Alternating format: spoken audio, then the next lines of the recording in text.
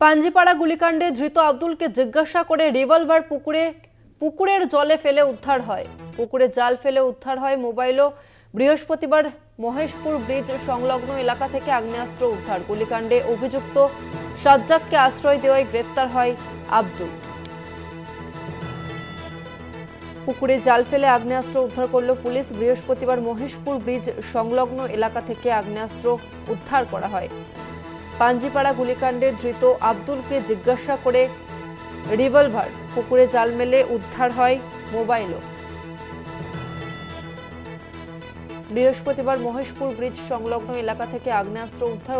গুলিকাণ্ডে অভিযুক্ত সাজ্জাককে আশ্রয় দেওয়ায় গ্রেফতার করা হয় আব্দুলকে।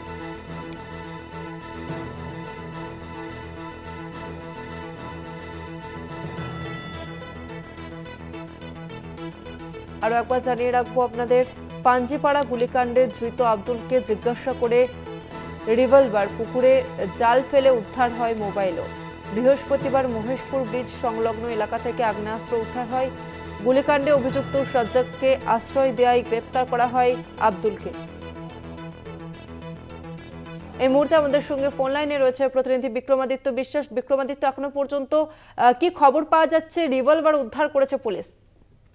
দেখো, আব্দুলকে জেরা করে এবং হযরতকে জেরা করে যে স্থানে রিভলভার এবং আগ্নেয়াস্ত্র, যে রিভলভারটি সেটা লুকিয়ে রেখেছিল এবং মোটরসাইকেলটি যেখানে ফেলে রেখেছিল, সেই দুই জায়গাগুলো পুলিশ যে তদন্ত শুরু করেছে এবং পুকুরের জল থেকে সেখান থেকে কিন্তু পাঞ্জিপাড়ার একটু আগে যে বাঁদিকে একটি পুকুরের পাশ থেকে সেই অস্ত্র উদ্ধার করেছে। গভীর রাতে তাকে ওখান থেকে নিয়ে এসে আবার পুলিশ কাস্টাডিতে নিয়ে আসে। পুলিশ কাস্টাডিতেই সে রয়েছে এবং পুলিশ কাস্টাডিতে তাকে নিয়ে কিন্তু তদন্ত শুরু করেছে এবং তাকে জেরা করছে।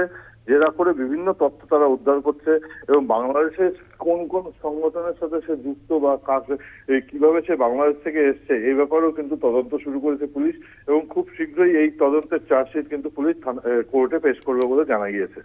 ধন্যবাদ তোমাকে বিক্রমাদিত্য।